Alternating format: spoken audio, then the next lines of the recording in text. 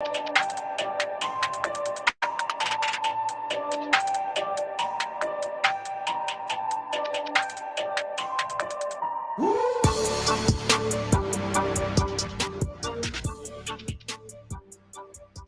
right, everybody, welcome back to the Horn Takes podcast. You're very rough around the edges, Texas sports talk destination. I'm your host, Sean Redfern. It is Friday Eve. I'm excited about that.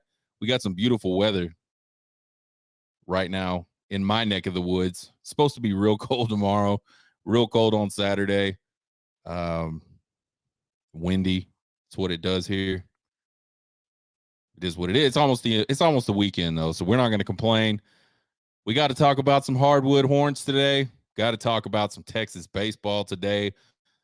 Big weekend last weekend.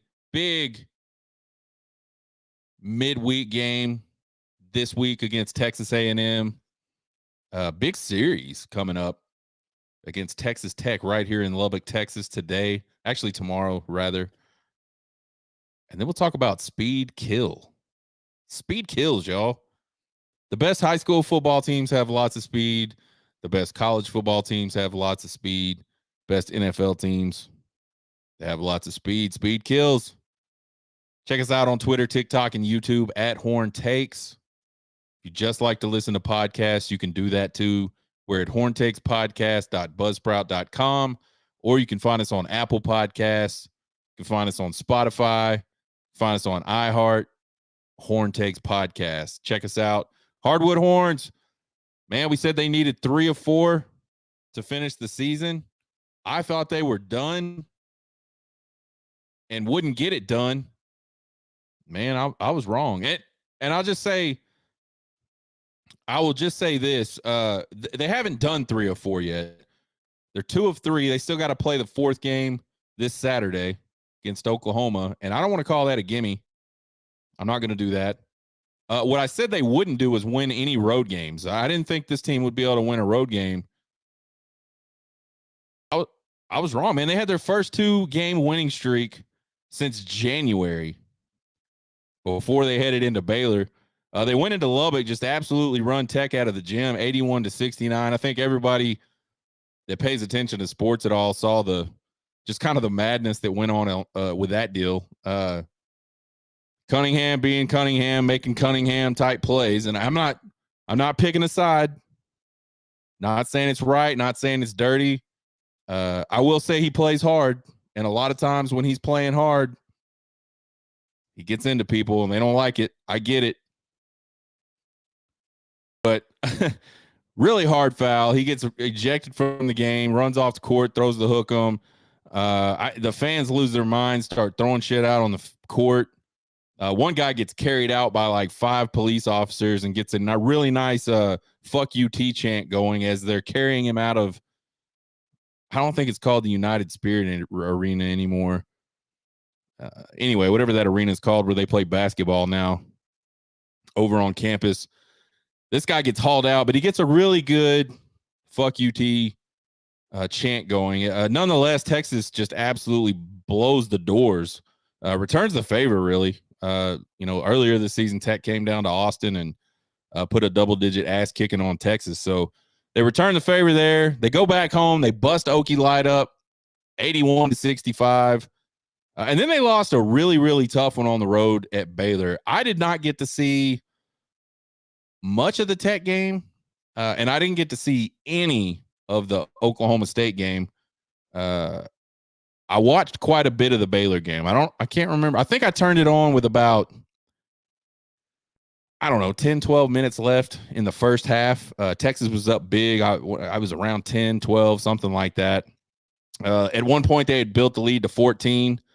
And then, man, there was a stretch in the second half, and I don't know exactly how long it was. You guys saw it.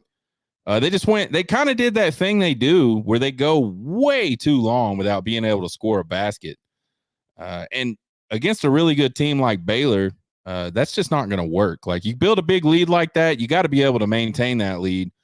And the only way you're going to maintain that lead is either playing really, really good defense, which this Texas team is not known to do, or you're going to have to keep scoring. And they just went ice cold in the second half. Baylor ends up pulling that one out 93-85. Really huge run for Baylor right there. I think Lunardi says if Texas would have won that game, they'd be a 7 seed this week in bracketology. Instead, they're an 8 seed. They got a home game this Saturday, 1 p.m. against Oklahoma. That one's going to be on ESPN or the Longhorn Radio Network. I assume Craig Way's going to call that. Generally, during basketball/baseball season, he calls the basketball games and somebody else calls the baseball games, which I think is backwards, but it is what it is. So Craig Way will probably be on the call Saturday. I don't know if that means he'll be on the call Friday night for the baseball game and Sunday for the baseball game. Sometimes it does, sometimes it doesn't. State of this program, they're just inconsistent. I don't think there's anything else you can say about it. Sometimes they play really, really good, and sometimes in the same game, sometimes in the same half. They just don't look good. Dessou might be injured. He went down in the Baylor game, favoring his left knee. I did not see anything during the play that made me think his knee should be hurt. And sometimes that is the worst kind of play because the knee just gets hurt and there's really nothing visible that makes you think, man, he should be hurt. Sometimes those turn out the worst, but we're hoping the best for Dylan Dessou. I haven't heard anything. I haven't read anything. I don't know. He sure looked like he was in a lot of pain. He did not put any weight on that thing. Headed off the court. I don't know. We'll see. Without Dylan Dessou, I don't know. Even with Dylan Dessou, I don't know how big of a run this team could make. This is such a weird team. It's the type of team that could end up in the Sweet 16.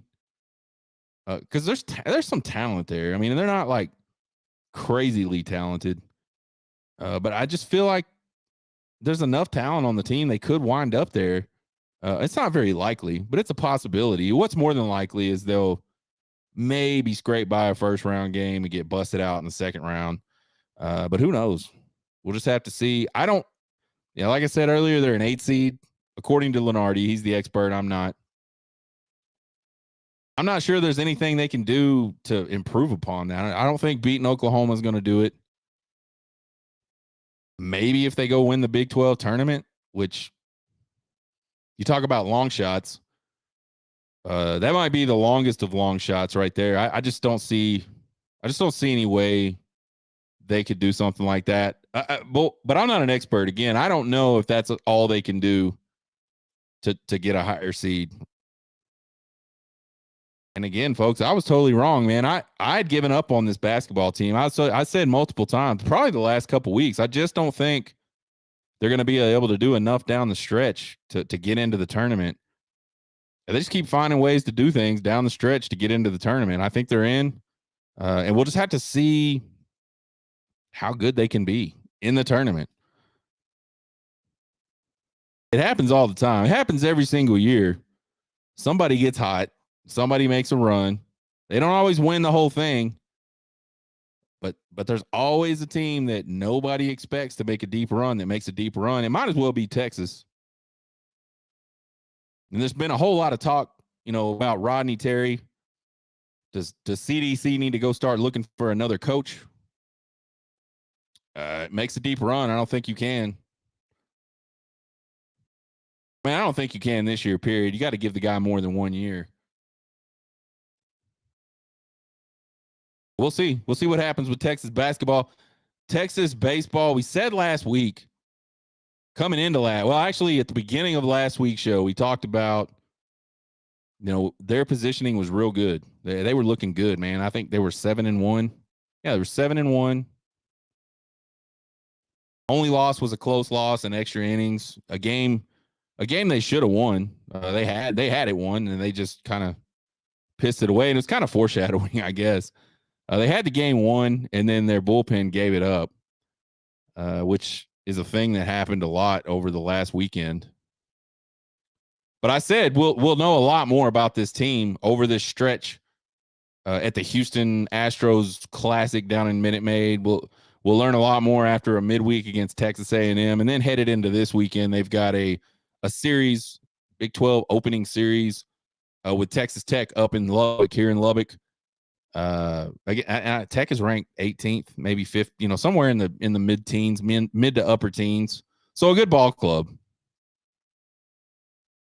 We also said that we weren't going to measure this by wins and losses because I don't think this early in the season necessarily wins and losses are all that important. I mean, obviously you want to win the games. But I think early in the season, being competitive in games is very, very important. You can lose them, especially if you're playing a good team. It's okay to lose those games. And I'm talking like from a, what can this team be? What can this team do? Perspective. I'm not talking about like someone's going to say, oh, what a pussy attitude, or, oh, something stupid. I'm just saying, just because you lose doesn't mean you didn't play well. And you can play well. And if Texas could have played well in these losses, I think you look at it and you go, okay, it's no big deal. So we were measuring success on being competitive.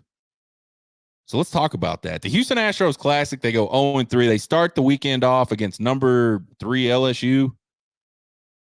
Good ball club, defending national champions. And Luke Holman is obviously one of the best pitchers in college baseball this year, and he just absolutely made Texas hitters look ridiculous. They suffered a 6-3 loss to those guys. I didn't think it was a bad loss, though. I mean, they battled back. They got some runs late. They finally got past Holman, got to the bullpen, and they were able to do a little bit of damage offensively.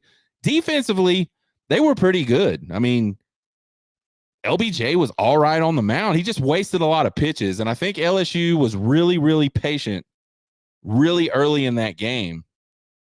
And they took a lot of really close pitches. Maybe a different umpire. A lot of those guys are sitting down.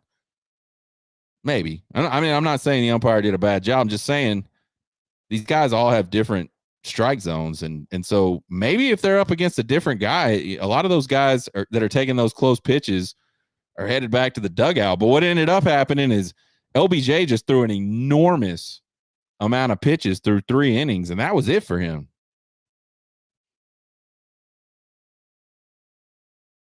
And so, again, I think a 6-3 loss against a really good LSU team, no big deal. So, I even after that loss, at this point, after the loss, I'm thinking, okay, they're competitive. That was a competitive game. That was a game that you're one swing away, and the pitching wasn't bad. The offense was not very good, but again, early season, really good pitcher. I think those things are to be expected. So then we head into Saturday against Texas State. And holy shit, what a game. I mean, first of all, if you're just a baseball fan, you don't care about either team, both of those games would have been really exciting to watch just from a baseball fan perspective. But from a Texas fan perspective, they were fucking terrible. They got down 6-0 early on against Texas State. Charlie Hurley can't manage more than 2 1/3. He gives up a freaking home run in the first inning, gives up a grand slam in the second or third inning. I mean, it was just a fucking disaster for Charlie Hurley. Then it goes back and forth, and finally, on the back of a 4-run 7th inning, Texas finally takes the lead 9-8. And so, we were listening to it. We were headed back from the DFW Plex. We had a baseball tournament in the DFW Plex. So we're headed back, listening to the radio, and it just kind of felt like, they've got it now. They had a rough start, but here comes the offense, and we're good. And some of the guys in the bullpen that came in did okay. They stopped the bleeding, right? They stopped the just complete ass kicking Texas was taking in the first couple innings of that game. They got 6 outs they need to get to win the game. And they give up 1 in the 8th. And then they get 1 in the 8th. So after the 8th inning, they take a 10-9 lead into the 9th inning, 3 outs. All they got to get is 3 fucking outs. And David Shaw comes in and gives up a 2-out, 2-run home run in the top of the 9th. Gets 2 outs quick, strikes a guy out, gets a pop fly.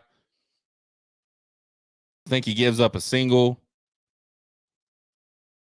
And then I think it was the first pitch of the at-bat. And I don't even remember the kid's name from Texas Tech or Texas State, but he just absolutely tattooed the baseball. By this point, we're at home. I got home just in time to turn it on and watch this unfold. Texas gets blanked in the bottom half of the 9th. They lose the game.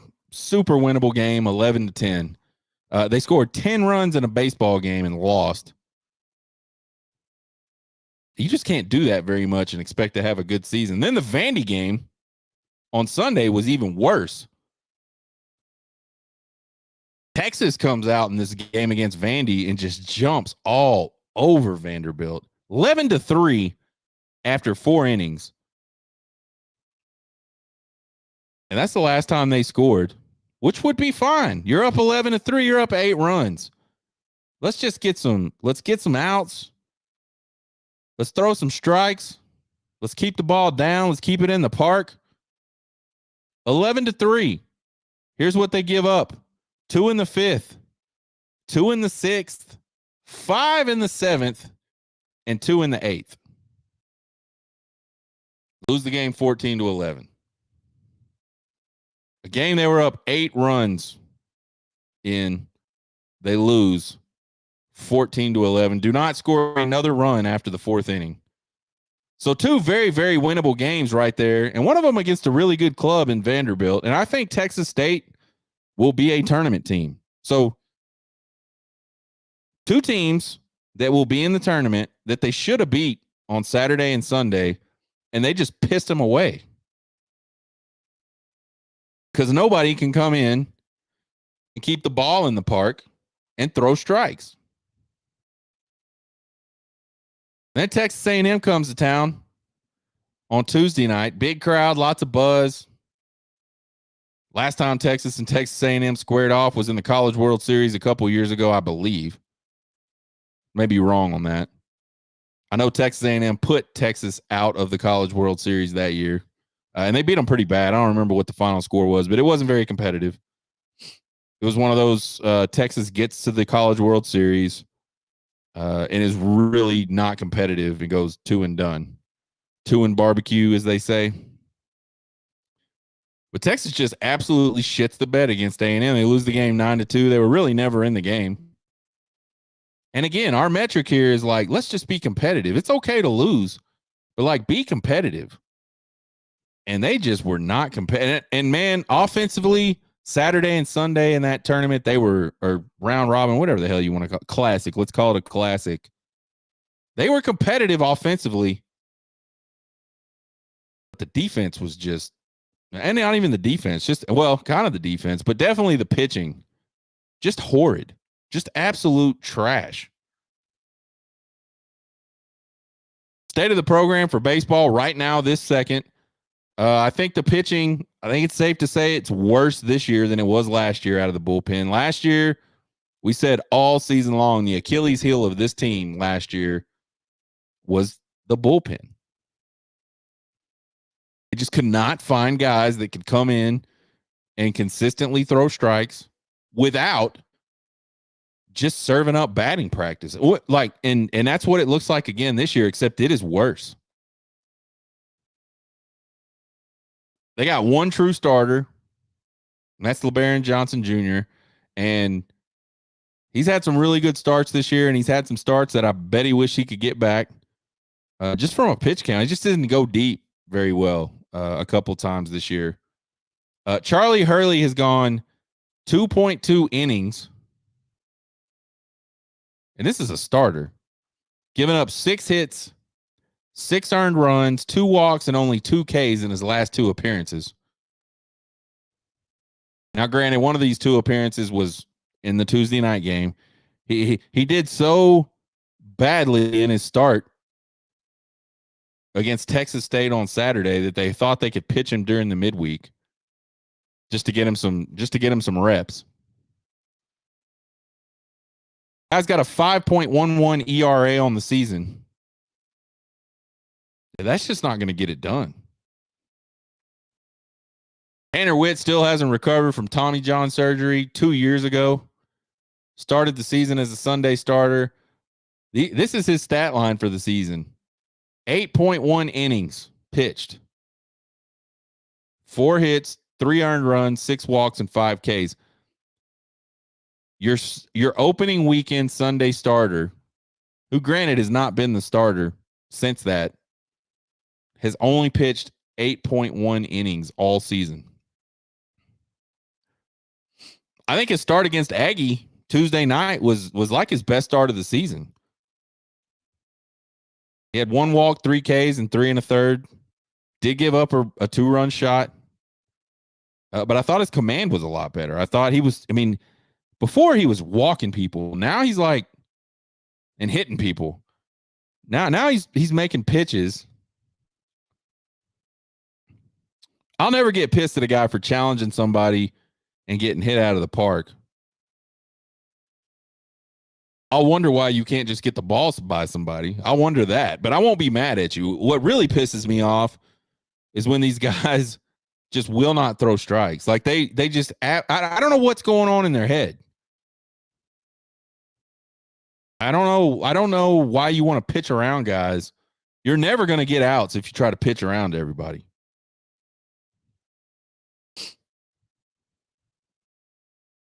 Think about this. So in this Tuesday night game, this is how bad the pitching is for Texas. In this Tuesday night game against Texas A&M, 2 guys that were opening weekend starters for this Texas Longhorn team combined for 4 1/3 innings. 6 hits, 4 earned runs, 2 walks, and 4 Ks combined from 2 guys that started the weekend, the opening weekend for Texas. If you cannot get more innings out of your starters, it almost doesn't matter what you have in the bullpen. They can't all pitch. You would need a bullpen just full of guys that are really good. And I'm talking like elite type guys. If you can't get any more innings than Texas is getting out of their starters, the average start for Texas starting pitching right now, 3.5 innings. That's the average start. And that one, to me, is highly skewed by a really, really good 8-inning LBJ start against, I don't even know what team, one of those scrub teams they played earlier in the season. Almost everybody else has done nothing, like 5 innings. I think the most any starter for Texas has gone outside of that 8 innings that LBJ had was 5 innings. So the starting pitching is just not getting it done. They're not able to get deep into the game. And then the bullpen is an absolute nightmare right now.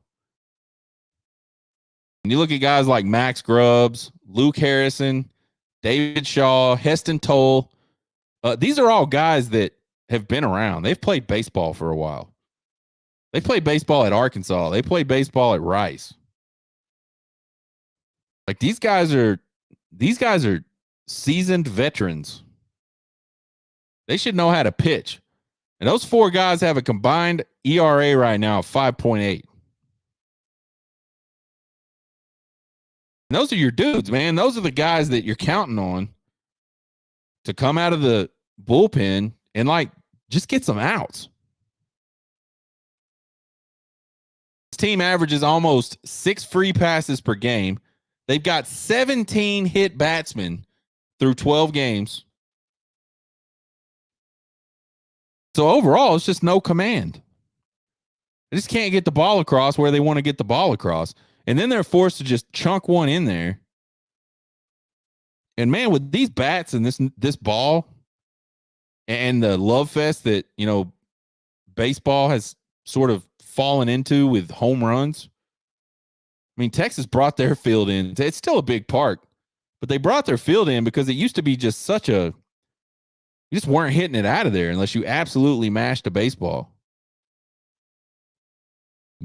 Point being, you cannot just group. I mean, the fields are so small now, and these bats are so hot, and this ball is so hot. You can't just throw it in there because even a miss can go out of the park.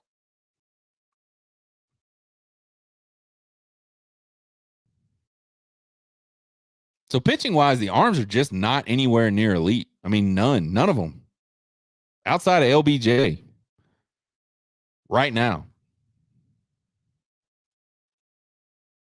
I think offensively, Pierce is still trying to figure out, what this lineup looks like. We talked last week in the show. As a matter of fact, the name of the show last week was Dangerous Lineup. And what we were getting at there was a lot of guys are hitting at the top of the lineup. Porter Brown was struggling. Jack O'Dowd struggling. Those guys kind of went off on Saturday and Sunday in Houston. 5 home runs in between them. So it was good to see those. And against Texas State, they were big hits. I mean, they were big home runs. So it's good to see them kind of show up big.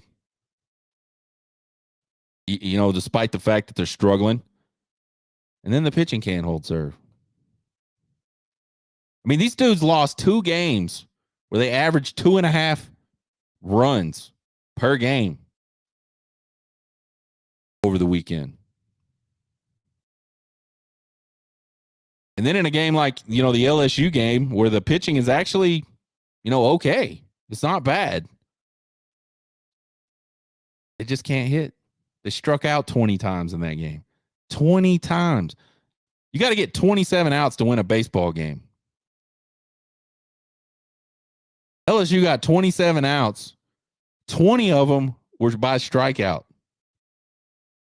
You cannot do that and expect to win. You have to be able to get the ball in play and put some pressure on some people.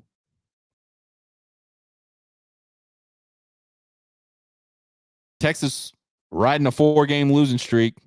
And folks, I think there's a really good shot that it turns into 7 after this weekend. I mean, Tech is good offensively. Talk about small baseball fields. We talk about this all the time. Our son plays baseball here in Lubbock. So we go to all these fields here in Lubbock, the high school fields, that every single one of them is bigger than Rip Griffin Park, where Texas Tech gets to smack the ball around. So to me, it's hard to imagine this team, winding up in a super regional at this point, let alone Omaha. I mean, I know coming in, we were really excited. And we're not giving up on them. We're just talking. I'm going to keep watching the baseball games. I mean, we're going to keep watching. We're going to keep hoping that they get better. Pierce teams usually do. We've seen this before. We've seen Pierce teams kind of have a lackluster start. And then somewhere along the line, usually in postseason, they just kind of get it figured out.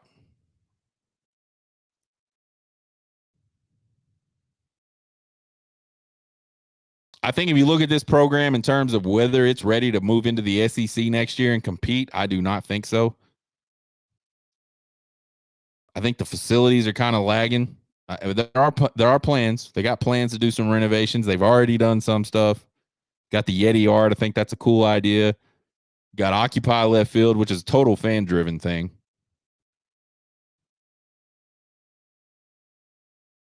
But it's facilities and stuff that, they just haven't put a lot of money into in a long time. And I know football's king. I get that. Believe me, I love football, and I love the fact that the athletic program here at Texas, they want to invest in the football program. But I don't think you cannot leave baseball. You can't leave them behind. There's no reason why Texas shouldn't go into the SEC with some of the best facilities, the best coaches, the best at everything, best NIL. And there's a huge debate on baseball. I saw a deal last year, and I don't know where it came from, But it said that like out of all the teams on campus for Texas sports, baseball was like ninth. And there were several women's teams that had a better NIL pool than the men's baseball team, which is just fucking absurd to me, considering just how much of a blue blood Texas is in baseball. But there's a debate. There's some people that will say, well, show me the proof. I get it.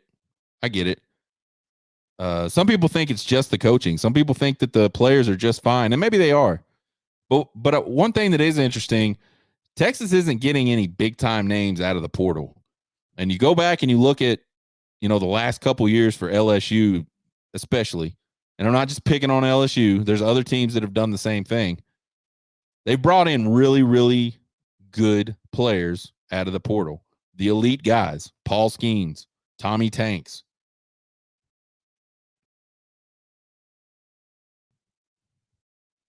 Won a national championship with it. I think baseball is a little bit different than football in the way that you can really turn around your program with portal additions. Texas brings guys in from the portal. They brought in some arms. None of them are elite arms. And David Pierce knew that. He's bringing in what he can bring in. So either it's something to do with him or the program itself, or they just don't have the money to pass around like some of these other schools do. And that should not be a problem for the University of Texas. I think this program's at a crossroads. I think, and I'm not trying to be negative on the season. I just think this could go bad. Like this season, you're sitting at a spot right now where you lose these. Let's say they could go to Lubbock and they could get swept. That's not going to be good. I think you're going to start to see things kind of come unwound a little bit. Or they could go to Lubbock and win the series or be competitive in the series, and who knows what happens. I don't know. I feel like you never want to put too much stock into one game or one series in baseball, but I feel like, man, he might lose the team if they can't figure out a way to win a couple this weekend. And there's all this stuff about, does Pierce have like a culture problem? I don't know. I feel like there's some evidence of that. Like the coaching, he just hasn't had a consistent coaching staff. He's run guys off for seemingly no reason. I've heard the players don't like him. And then, I don't know how much that's true. And I think it's fair to say that you don't have to like your coach for them to be a good coach. Like, I don't like looking back at my time playing football. I don't know that I ever really liked my coaches, but I had some damn good coaches. And as I got older, I grew to like my coaches. Like I would look back, I look back fondly on those memories, and now I understand like why they were so hard on all of us. But at the time, I did not like them. So I don't think it's like, I don't think you don't have to go to baseball every day smiling and shit. And, I get to go get coached by Coach Pierce. You don't have to do that. But it is an interesting thought. And then you got a guy like Gavin Cash who comes to Texas a couple years ago, sits behind Ryan Melendez. There's no way on the planet, no way on earth that guy, was sour about that. I mean, the dude won the freaking Golden Spikes Award. I mean, Gavin Cash is a good ball player, but weren't at that point, maybe not ever will be, Golden Spikes worthy. Well, he leaves Texas and heads up to Tech, has a really good year last year. He's doing pretty well this year already. Like, what caused that? He was going to be the starter at first base. I don't know. Maybe he just felt like he needed a new start, or maybe he just didn't get along with Coach Pierce. Maybe they just didn't see eye to eye. I don't know. But to me, there's like a whole lot of those rumors going around. And again, they're just rumors, but when they're where there's smoke, there's fire in a lot of cases. So I just don't know. I just don't know what's going on with Texas baseball right now. It's hard to look at Coach Pierce's record and be upset about it. I mean, they've been to the College World Series 3 of the last 6 seasons, I think. One of those was a COVID year that they didn't make it.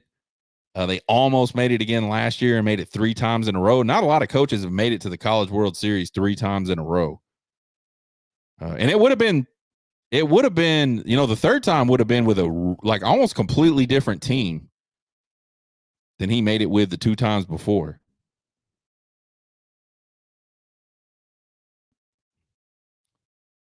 So you look at his record and you just go, man, I mean, he's like, he gets the team he gets the team deep in postseason pretty damn consistently. But I don't know, man. There's something going on there. We'll have to see how all that plays out as we head, as we finish out this season. Can he turn it around? Can they get back on track? Can they make a decent run in the tournament? Or do the wheels just come off? And then what does it look like when those wheels come off, administratively? How does Chris Del Conte handle all that? I don't know. Texas Tech series this weekend, Friday, 6:30 p.m., Saturday, 2 p.m., Sunday, 2 p.m. All these games are on ESPN Plus and the Longhorn Radio Network. And we just said it a minute ago, man. Like always, Tim Tadlock has teams that can hit the freaking baseball, and they can hit it this year. The team average of 368. This team scored something like 62 runs in a 3-game series against Texas Southern. And I know Texas Southern is not a good baseball team. There's probably some high school baseball teams that could probably beat Texas Southern. But 62 runs, and that shit is that's ridiculous. This offense has only got 3 guys batting under 300. Got a kid named Damian Bravo. I don't even know who the hell that is. He leads the team with a 563 batting average. He's got 12 doubles and 23 RBI already this season. So obviously that guy can hit. Gavin Cash leads them with home runs with 4, which I'm surprised it's that low of a number. Not just because it's him, just again, they play in such a small park. A pop fly goes out of that place most of the time. The wind is the crazy panhandle wind is right behind you almost every single time this time of year. Texas bats are going to have to show up this weekend. The wind's going to be out of the north on Friday and Saturday. The only saving grace, Friday and Saturday are not going to be fun days to be playing baseball. Tomorrow, the high is upper 40s maybe with 15 to 20 mile an hour winds. It's supposed to be cloudy. It's going to be cold. Tomorrow night is not going to be fun to be watching a baseball game. I will be watching a baseball game, but I won't be over at Rip Griffin. I will be at the high school field here at Lubbock Cooper watching those Pirates play in this First Trust Bank tournament, whatever it is. Saturday is going to be a little bit better. Highs in the upper 50s and sunshine. And then Sunday be really nice. Highs in the upper 60s with sun. The wind kind of lays down sometimes Saturday evening. We're going to try to get Hardball Harge on the show next week to get his thoughts on Texas baseball. We've had him on the show before to talk football. Really like him. Really like Hardball. Like interacting with him on Twitter. We're gonna reach out to him this weekend. See if we can't get him on the show next week. Talk a little Texas baseball. See, for those of you that don't know, Hardball Harge, well, a couple things. He's on the radio down in Austin, 1300 AM The Zone. He's got a show in the morning there. He does a lot of other stuff, sports related. He's called baseball. I saw him. I don't even remember which baseball game it was, but I saw that he was calling a ball game on the radio or on TV, something. He's an ex-baseball player, minor league player. So Hardball Harge knows him some baseball. We're going to try to get him on and talk about some baseball next week. So stay tuned. Be on the lookout for that. Talk a little Texas football, man. Speed kills, and Texas had a lot of it last season. The guys go out to the combine. Xavier Worthy, they're interviewing this guy, and he says, "Yeah, I want to run a 4.27." So do I, Xavier. I mean, I want to run a 4.27. I think a lot of guys want to go to the combine and run a 4.27, but the problem is a lot of guys ain't capable. And I'll be honest, I know Xavier Worthy was fast. I am freaking blown away by that dude's times at the combine. I mean, this shit is unreal.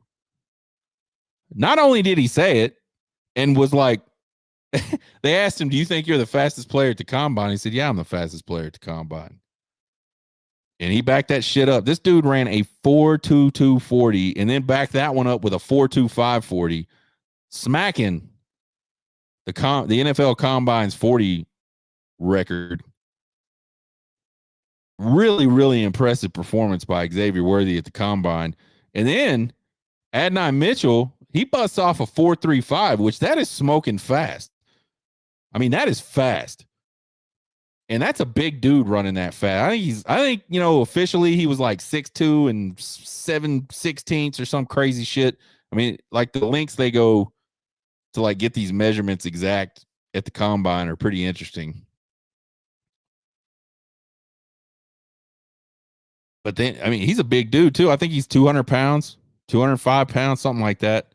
4.35, man. That is sick. Sick speed. Devondre Sweat, Byron Murphy, JT Sanders. I think all three of those guys did really well for themselves at the combine. JT Sanders caught everything. A lot of people think Byron Murphy, I mean, headed in like sort of the last half, maybe not the last half, maybe like the last third of college football season. And as we went into the conference championship time during the season and obviously the playoffs, a lot of people started popping Byron Murphy up ahead of Devondre Sweat on their draft things, their fantasy drafts, or what do they call that shits? I don't know. The little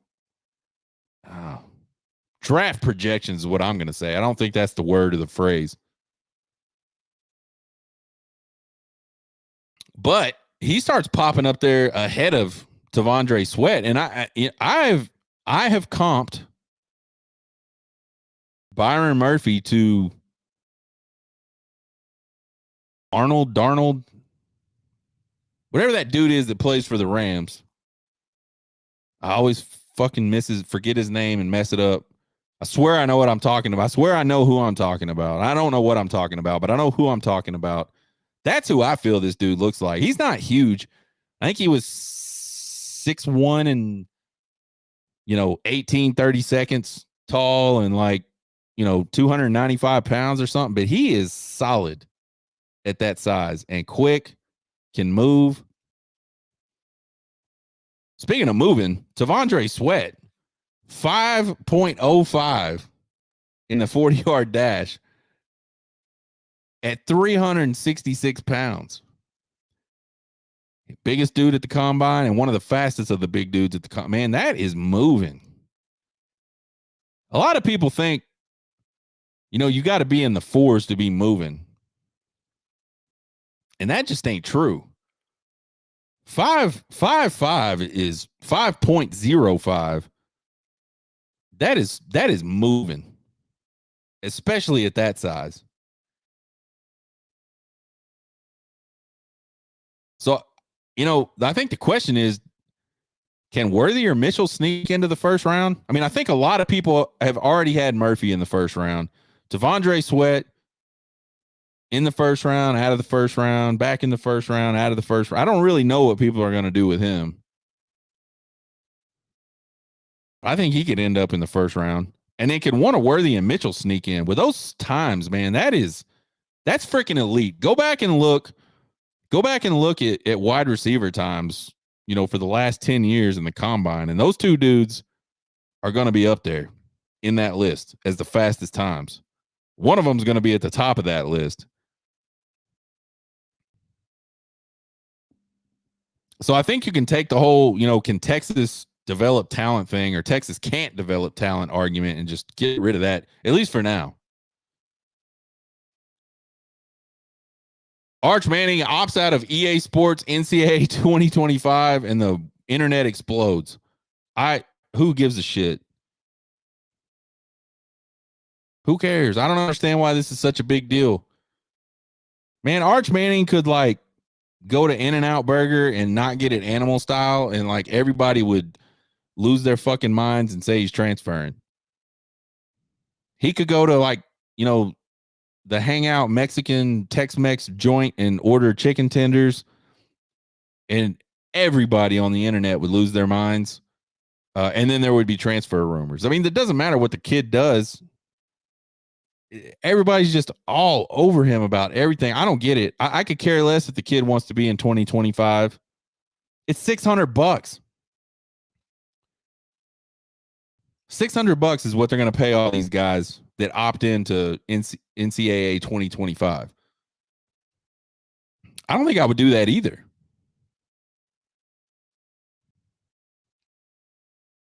Spring ball starts in less than 2 weeks. We're excited about that. What are we looking for? What are we really looking for this spring? Well, here's what I'm looking for.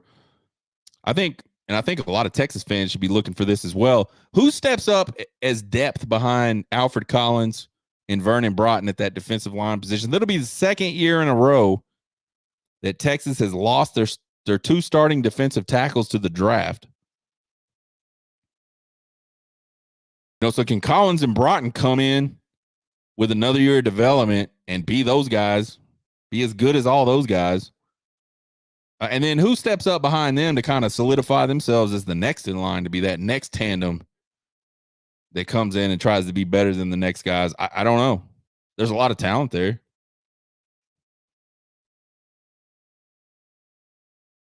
We'll just have to see. Who ends up replacing Christian Jones at right tackle? I like the bigs. Texas is going to be bringing back 4 of their 5 starters this last season. That's huge. That's huge. So who do they get to sort of tie down that right tackle position? Who nails down the middle linebacker position that Jalen Ford's held down for the last 2 seasons and played really, really well? There's some guys. There's some dudes. There's some names. Blackshear, whatever, from Alabama. He graded out really, really well this season at Alabama. David Benda played a lot of middle linebacker last season. Could Anthony Hill Jr. move over and play middle linebacker? He's got the size. We know he's got the speed and athleticism to do all kinds of crazy shit. Could one of the young guys we haven't even heard much about, Leona LaFau, is that a guy that could come in and hold it down? I don't know. That's why we're asking. Lots of secondary positions up for grabs. Who grabs them? A lot of guys transferred out. A couple guys out of eligibility. Who grabs them? And then I think you talk about speed. Who steps up offensively to replace all that speed? I think we know the answers there.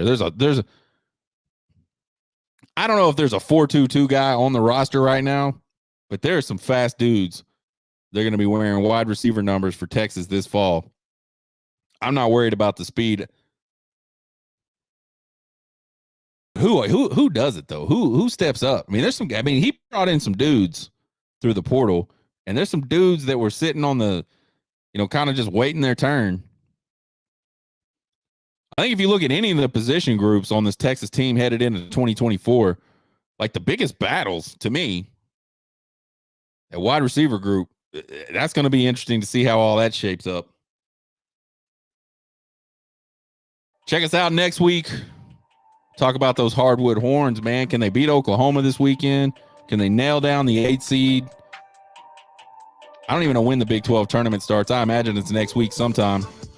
Texas baseball. We'll try to get Harge on here. Talk some Texas baseball. Please, baseball gods, let us win 2 games this weekend at least. And then we'll gear up for spring football. And it'll be, before you know it, we'll be doing a show every single day except Wednesday again. And I'm excited for that, man. It seems like it's been too long. Check out the podcast anywhere you listen to podcasts. Twitter, TikTok, YouTube at Horn Takes. Follow us, subscribe. Won't cost you guys a thing. We appreciate it. Email me at horntakespodcast@gmail.com with all your questions, comments, concerns, and criticisms. I love them all. You guys have a good weekend. Get hooked, baby.